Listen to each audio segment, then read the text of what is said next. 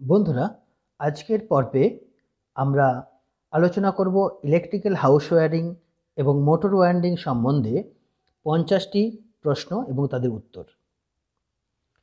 প্রথম প্রশ্ন, রোধের একক হলো ওহম। পরবর্তী প্রশ্ন, আর্থিংয়ের প্রয়োজন হয় কেন? আমরা মূলত আর্থিং সেই কারণেই করি যাতে করে মানুষ এবং মেশিনের সুরক্ষা পায়। তো রাইট অ্যান্সার হচ্ছে মানুষ এবং মেশিনের সুরক্ষার জন্য। পরবর্তী প্রশ্ন, আর্মেচার রিঅ্যাকশানের প্রভাব হলো। এই আর্মেচার রিঅ্যাকশান আমরা দেখতে পাই ডিসি মেশিনের মধ্যে। এই আর্মেচার রিঅ্যাকশানের ফলে প্রথমত যে ইলেকট্রোমোটিভ ফোর্স অর্থাৎ যে ভোল্টেজটা তৈরি হয় সেটা তো কমে যায় এবং তার সঙ্গে সঙ্গে আয়রন লসও বৃদ্ধি পায়। তো রাইট অ্যান্সার হচ্ছে ইএমএফ হ্রাস ও আয়রন লস বৃদ্ধি হওয়া। পরবর্তী প্রশ্ন,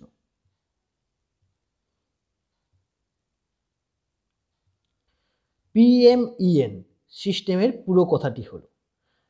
পিএমইএন এই সিস্টেমটা পুরো কথাটা হলো প্রোটেকটিভ মাল্টিপল আর্থ নিউট্রাল সিস্টেম। প্রোটেকটিভ মাল্টিপল আর্থ নিউট্রাল সিস্টেম, এটাই হচ্ছে পিএমইএন এর পুরো কথা।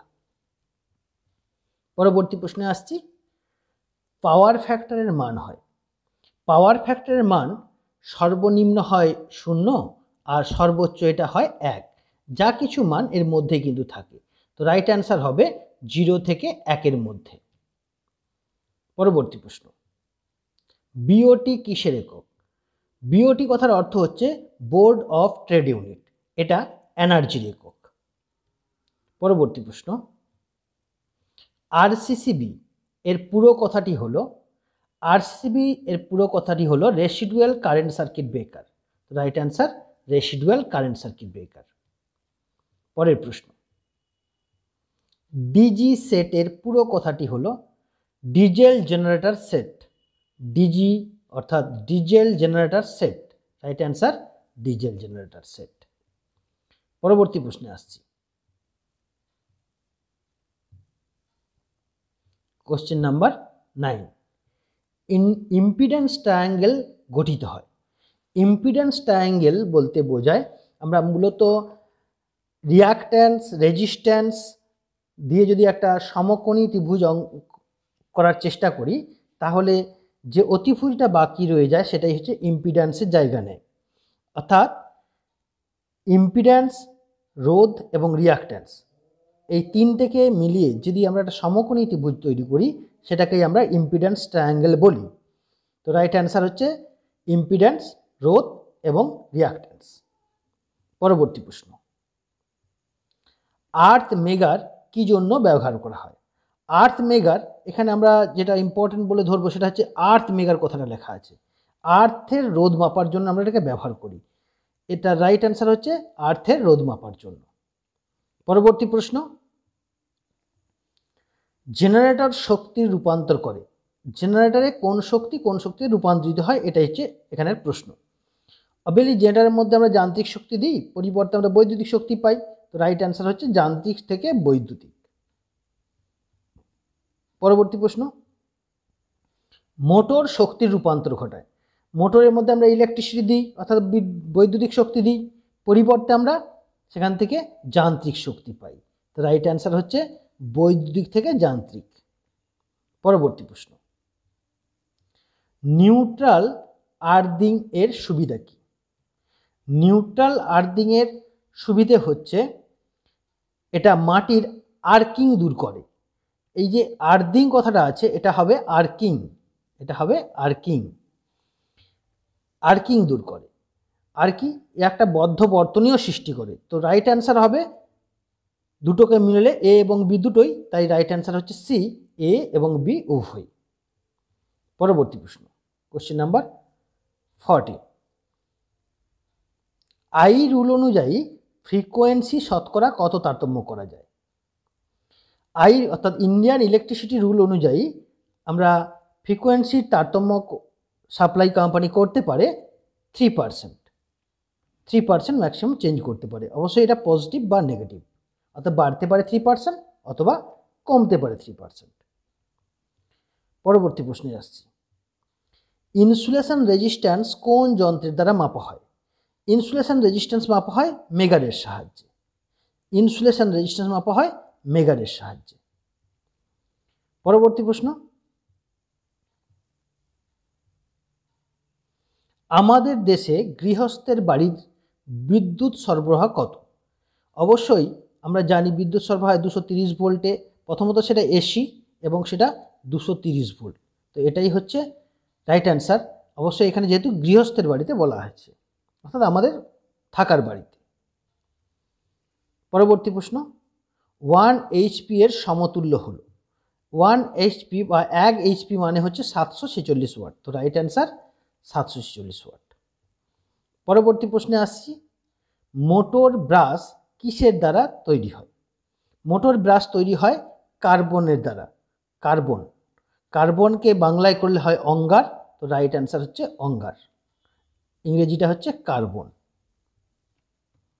বা গ্রাফাইডও হতে পারে। পরবর্তী প্রশ্ন, মোটরের গতি কোন যন্ত্রের দ্বারা মাপা হয়?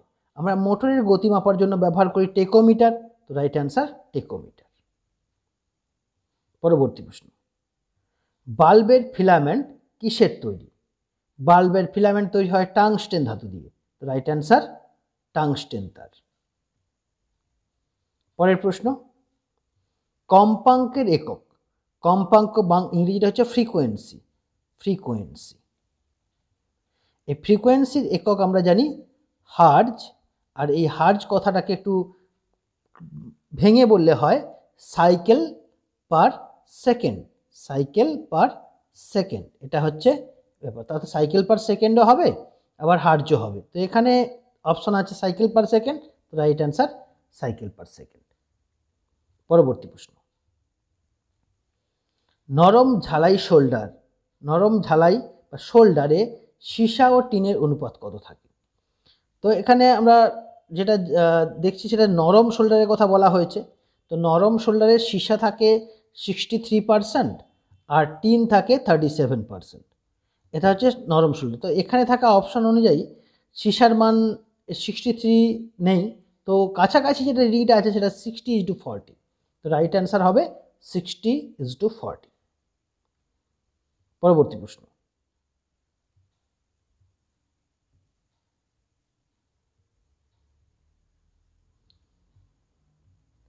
ডায়নামোর রেটিং কোন এককে লেখা হয়? যে কোনো মেশিনের রেটিং লেখা হয় তার আউটপুট ক্ষমতাটা কি বেরোচ্ছে তার উপর ভিত্তি করে। অবশ্যই ডায়নামো এখানে, তার মানে এখানে মেকানিক্যাল এনার্জিটা ইলেকট্রিক্যাল এনার্জিতে রূপান্তর হচ্ছে এবং সেটা ডিসি। তো অবশ্যই সেটা ইলেকট্রিক্যাল ইউনিটে অর্থাৎ ওয়াটে হবে। ওয়াটে ইলেকট্রিক্যাল ক্ষমতাটাকে আমরা বর্ণনা করি। এটা যদি মেকানিক্যাল পাওয়ার আউটপুট হতো তাহলে বলতাম এইচপিতে, কিন্তু যেহেতু তা নয় তাহলে আমরা বলবো এখানে ওয়াটে। কিন্তু এই ওয়াটেরই একটু বড় একক হচ্ছে কিলোওয়াট। তো রাইট অ্যান্সার হবে কিলোওয়াট। পরের প্রশ্নে আসছি, মোটরের রেটিং কি এককে করা হয়? একটু আগে আলোচনা করা মোটরের যে আউটপুট পাওয়ারটা সেটা হচ্ছে যান্ত্রিক ক্ষমতা। তাহলে যান্ত্রিক ক্ষমতাকে আমরা সাধারণত এইচপি একক দ্বারা বলে থাকি। তাহলে রাইট অ্যান্সার হবে এইচপি।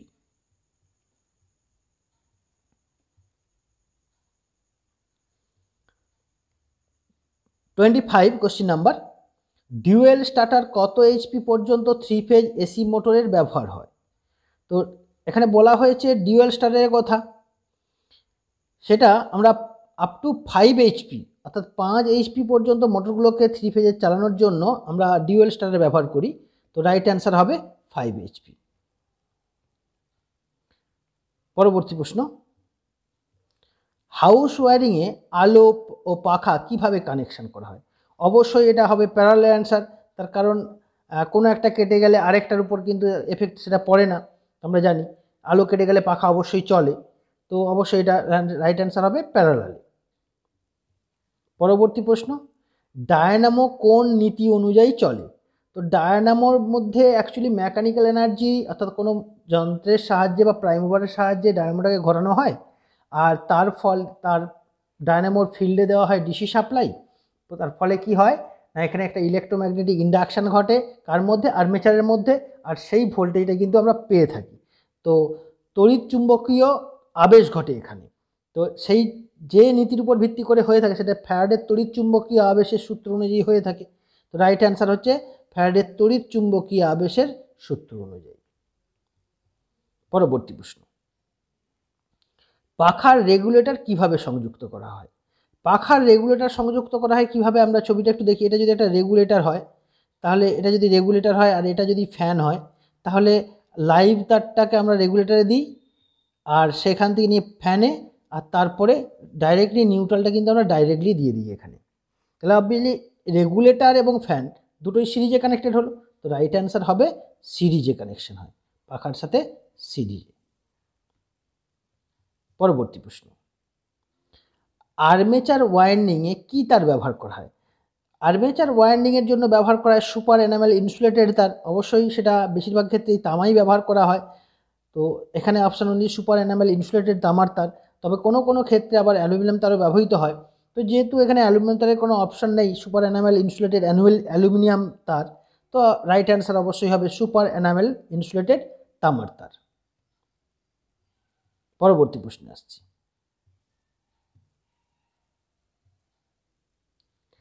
ডিসি সাপ্লাইতে ফ্রিকোয়েন্সি কত? প্রথমত সাপ্লাই ফ্রিকোয়েন্সি ব্যাপারটা কেবলমাত্র এসির ক্ষেত্রে প্রযোজ্য, কারণ এখানেই কারেন্টটা কমে বাড়ে বা ভোল্টেজটা কমে বাড়ে, ফ্রিকোয়েন্সি চেঞ্জ ঘটে। কিন্তু ডিসিতে এরকম কোনো ফ্রিকোয়েন্সি দেখা যায় না। তাই এখানে থাকা কোশ্চিনটার অ্যান্সার যদি দিতেই হয়, তাহলে রাইট অ্যান্সার হওয়া উচিত 0 হার্জ। 0 হার্জ, কোনো সাপ্লাই ফ্রিকোয়েন্সি থাকে না মানে 0 হার্জ। পরবর্তী প্রশ্ন, বাড়ির সিলিং ফ্যানে কত মানের ক্যাপাসিটার লাগানো হয়? আমাদের বাড়িতে যে সিলিং ফ্যানগুলো থাকে তার সঙ্গে বাইরে একটা ক্যাপাসিটার লাগানো থাকে। তো সেই ক্যাপাসিটারের মান সাধারণ ক্ষেত্রে আমরা দেখি 2.25 মাইক্রোফ্যারাড। তো তাছাড়াও কিছু কিছু কোম্পানির ফ্যানে এর থেকে একটু কম বা এর থেকে একটু বেশিও লাগানো থাকে। তো রাইট অ্যান্সার হচ্ছে 1.5 থেকে 2.5 এমএফডি। এমএফডি কথার অর্থ হচ্ছে মাইক্রোফ্যারাড। পরের প্রশ্ন আসছি, কোশ্চেন নাম্বার 32, চারটে 1.5 ভোল্ট কোষ সিরিজে সংযুক্ত করলে মোট কত ইএমএফ হয়? ইএমএফ কথা নিয়ে ভাববার কিছু নেই। ইএমএফ মানে হচ্ছে ইলেকট্রোমোটিভ ফোর্স, যেটা মানে হচ্ছে সোজা কথায় ভোল্ট, কত ভোল্টেজ হবে এই ব্যাপারটা। তো আমরা দেখছি চারটে কিসে লাগানো আছে? সিরিজে। তো সিরিজে যদি চারটে লাগানো হয়, একটা দুটো তিনটে চারটে, অর্থাৎ এইভাবে ঠিক লাগানো থাকবে। তাহলে এটা 1.5 ভোল্ট, এটাও 1.5 ভোল্ট, এটাও 1.5 ভোল্ট, আর এটা 1.5 ভোল্ট। তাহলে বাইরের যে আমরা টোটাল যে ভোল্টেজটা পাবো সেটা হচ্ছে চারটে যে সেল আছে তাদের যোগফল, অর্থাৎ 1.5 × 4 দ্যাট ইজ 6 ভোল্ট। তো রাইট অ্যান্সার হচ্ছে 6 ভোল্ট। পরবর্তী প্রশ্ন, ফ্লেমিংয়ের বাম বুড়ো আঙুল কি বোঝায়? অ্যাকচুয়ালি ফ্লেমিংয়ের বাম হস্ত নিয়ম আমরা মোটরের ক্ষেত্রে অ্যাপ্লাই করি। তো এটা আসলে চুম্বক ক্ষেত্রের দিক নির্দেশ করে। আর এছাড়াও আরও দুটো আঙুল কাজে লাগে, সেটা হচ্ছে এক তর্জনী এবং মধ্যমা। অবভিয়াসলি তর্জনী যেটা, সেটা আর্মেচারের ঘূর্ণনের দিকে নির্দেশ করে, আর আমাদের যেটা মধ্যমা সেটা কিন্তু বিদ্যুৎ প্রবাহের অভিমুখ নির্দেশ করবে। আর এখানে যে প্রশ্নটি ছিল বুড়ো আঙুল, অর্থাৎ বুড়ো আঙুল বা থাম, এটা নির্দেশ করবে চুম্বক। এখানে ক্ষেত্রের অভিমুখ বলা আছে, আসলে এটা হবে চুম্বক ক্ষেত্রের অভিমুখকে নির্দেশ করবে বুড়ো আঙুল। পরবর্তী প্রশ্ন, বৈদ্যুতিক প্রবাহ পথে ফিউজ পুড়ে যায় কেন? এখন বৈদ্যুতিক পথে ফিউজ পুড়ে যাওয়ার একটাই কারণ, সেটা হচ্ছে তার মধ্যে যখন প্রয়োজনের থেকে বেশি কারেন্ট প্রবাহিত হয়, অর্থাৎ অতিরিক্ত বিদ্যুৎ প্রবাহের জন্য। এটাই হচ্ছে মূল কারণ, যে কোনো জায়গার ফিউজ পুড়ে যাওয়ার এটাই হচ্ছে প্রধান কারণ। পরবর্তী প্রশ্নে আসি, অল্টারনেটরের রেটিং কিসে হয়? এখন অল্টারনেটর কাকে বলে? যে ইলেকট্রিক্যাল মেশিন এর মধ্যে যান্ত্রিক ক্ষমতা দিলে, মেকানিক্যাল এনার্জি দিলে পরিবর্তে আমরা ইলেকট্রিক্যাল এনার্জি তো পাই, কিন্তু তাকে তো আমরা ডায়নামো বলি। কিন্তু ইলেকট্রিক্যাল এনার্জিটা কীরকম ইলেকট্রিক না, এসি ইলেকট্রিক্যাল এনার্জি, তাকে বলা হয় অল্টারনেটর। অর্থাৎ আমরা যে সকল অল্টারনেটরগুলো পাওয়ার স্টেশনে আছে বা যেখান থেকে এসি পাচ্ছি আমরা, সেই সকল জেনারেটরগুলোকেই আমরা বলবো অল্টারনেটর। তো এগুলো আমরা যে ক্যাপাসিটি বা রেটিং আমরা ভিএ এককে বর্ণনা করে থাকি, অর্থাৎ ভোল্ট অ্যাম্পিয়ার এককে বর্ণনা করে থাকি, এবং এটারই বড় একক হচ্ছে কেভিএ, অর্থাৎ এখানে রাইট অ্যান্সার হবে কেভিএ মানে হচ্ছে কিলো ভোল্ট অ্যাম্পিয়ার। এই এককে আমরা কিন্তু এর রেটিংকে বলে রাখি বা ক্ষমতাকে বুঝিয়ে থাকি। কোশ্চেন নাম্বার 36, আই রুল অনুযায়ী মাঝারি ভোল্টেজের মান কত? মাঝারি ভোল্টেজের মান কত আই রুল অনুযায়ী বলা হয়েছে? আই রুল অনুযায়ী বলা হয়েছে যে ম্যাক্সিমাম 230 ভোল্ট বা তার নিচের ভোল্ট, এটা হচ্ছে লো ভোল্ট। আর মিডিয়াম ভোল্ট কত না, নট মোর দ্যান 650 ভোল্ট, অর্থাৎ 650 ভোল্টের উপর নয়। তার মানে 230 ভোল্ট থেকে শুরু করে 650 ভোল্টের এই যে রেঞ্জটা, মাঝের যে রেঞ্জটা, সেটাকেই বলবো আমরা মাঝারি ভোল্টেজ। এখানে বলা হয় যে মাঝারি, রাইট অ্যান্সার আমাদের অবশ্যই 230 ভোল্ট থেকে 650 ভোল্টের মধ্যে। এবার যদি হাই ভোল্টেজের প্রসঙ্গে আসি, তাহলে হাই ভোল্টেজ হচ্ছে আবার 650-এর উপরে, 650 ভোল্টের উপরে, বাট কতটা পর্যন্ত না 33 কিলো ভোল্ট পর্যন্ত। এই যে রেঞ্জ, এটাকে বলা হবে হাই ভোল্টেজ। তো আমাদের অ্যান্সার হবে কিন্তু 230 ভোল্ট থেকে 650 ভোল্ট, মাঝারি ভোল্টেজ বা মিডিয়াম ভোল্টেজ। পরবর্তী প্রশ্নে আসছি।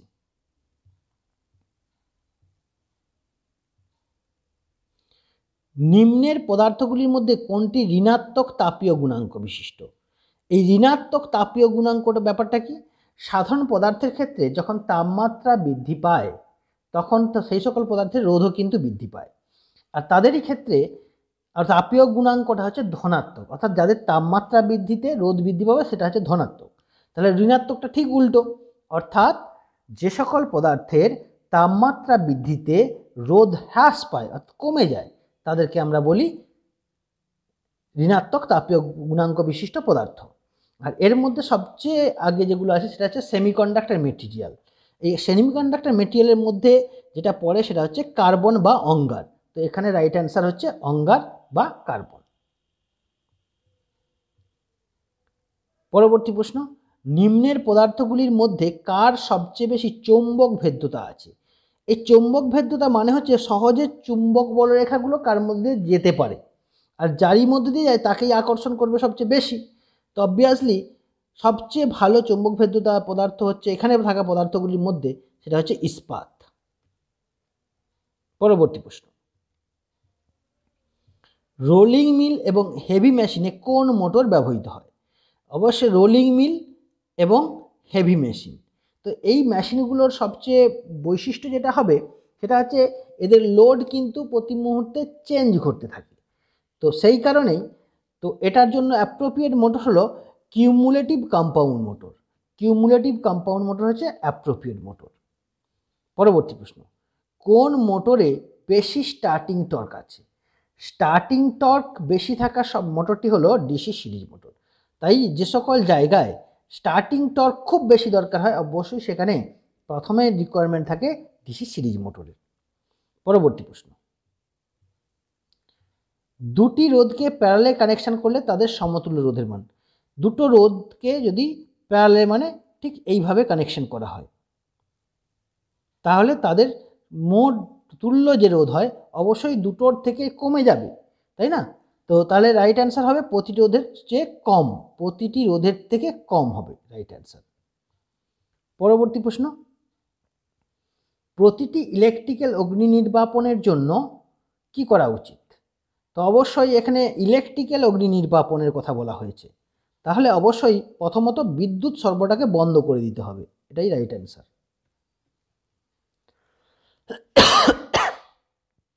পরবর্তী প্রশ্ন,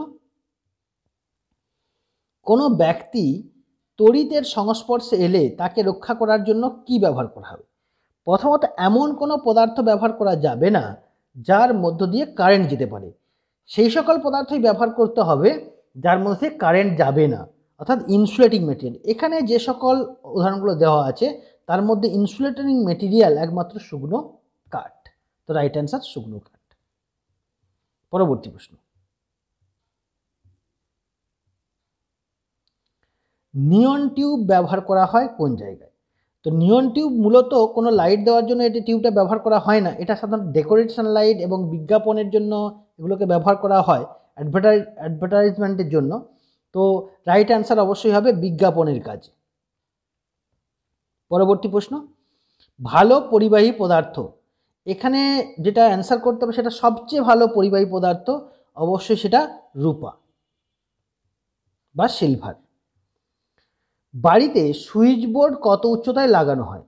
অবশ্যই কত উচ্চতায় মানে হচ্ছে মেঝে থেকে কত উচ্চতায় লাগানো হয়, অবশ্যই সেটা হচ্ছে 1.5 মিটার। এ প্রসঙ্গে বলে রাখি জাংশন বক্স থাকবে কিন্তু 2.5 মিটার হাইটে, আর সুইচ বোর্ড লাগবে 1.5 মিটার হাইটে। পরবর্তী প্রশ্ন, কোশ্চেন নাম্বার 47, ডিসি মেশিনের আর্মেচার কোর ল্যামিনেটেড করা হয় কেন? ডিসি মেশিন কেন, যে কোনো ইলেকট্রিক্যাল কোড যখন ল্যামিনেশন করা হয় বা ল্যামিনেটেড করা হয়, তার প্রধান কারণটা হচ্ছে এডি কারেন্ট লস কমানোর জন্য, এডি কারেন্ট লসটাকে কমানোর জন্য। আর এ প্রসঙ্গে আরও একটা কথা বলে রাখি যেটা আমাদের পরবর্তী প্রশ্নে আছে, সেটা হচ্ছে সিলিকন, এই যে ম্যাটেরিয়ালটা, যে পদার্থ দিয়ে এই ল্যামিনেটেড শিটগুলো তৈরি করা সেটা হচ্ছে সিলিকন স্টিল। এই সিলিকন স্টিল ব্যবহার করা হয় কেন, তার কারণটা হচ্ছে হিস্ট্রিসিস লস কমানোর জন্য। এ প্রসঙ্গে বলে রাখি এই এডি কারেন্ট লস এবং হিস্ট্রিসিস দুটোই কিন্তু এক প্রকারের আয়রন লস বা কনস্ট্যান্ট লসের আওতায় পড়ে। পরবর্তী প্রশ্নে আসছি, কোশ্চেন নাম্বার 49, কমিউটেটরের মধ্যবর্তী স্থানে অন্তরক হিসেবে ব্যবহার করা হয় কি? কমিউটেটর তো অ্যাকচুয়ালি তামার খণ্ড দিয়ে তৈরি হয়, তো দুটো তামার খণ্ডের মাঝে যে ইনসুলেটিং মেটেরিয়ালটা লাগানো হয় সেটা হচ্ছে মাইকা বা অভ্র। তো রাইট অ্যান্সার হচ্ছে অভ্র বা মাইকা। আজকে এপিসোডে একেবারে শেষ প্রশ্নে চলে এসেছি। মাটির রোধ পরিমাপ করার জন্য যে যন্ত্র ব্যবহার করা হয় সেটি হলো, এখানে এই কোশ্চেনের রাইট অ্যান্সার অ্যাকচুয়ালি নেই, তো যেহেতু কাছাকাছি অ্যান্সার আছে মেগার, তা মেগারটাই রাইট অ্যান্সার বলে আমাদেরকে চিহ্নিত করতে হচ্ছে। তো অ্যাকচুয়ালি রাইট অ্যান্সার হচ্ছে আর্থ টেস্টিং মেগার, ভাষাটা হবে আর্থ টেস্টিং মেগার। তার কারণ হচ্ছে সাধারণ মেগার বলতে আমরা ইনসুলেশন টেস্টিং মেগারকে বুঝি, তো সেটা কিন্তু নয় এই মাটির রোধ পরিমাপ করার জন্য। তো মাটির রোধ পরিমাপ করার জন্য অবশ্যই হবে আর্থ টেস্টিং মেগার রাইট অ্যান্সার। বন্ধুরা, আশা করি পর্বটি আপনাদের ভালো লাগছে। বন্ধুরা, সবাইয়ের কাছ থেকে যদি ভালো লেগে থাকে অবশ্যই লাইক আশা করব। আবারও আসবো আমাদের পরবর্তী এপিসোডে এরকমই কিছু আরও দরকারি প্রয়োজনীয় কোশ্চেনের সম্ভার নিয়ে। তাহলে আজ এই পর্যন্তই, এখানেই রাখছি।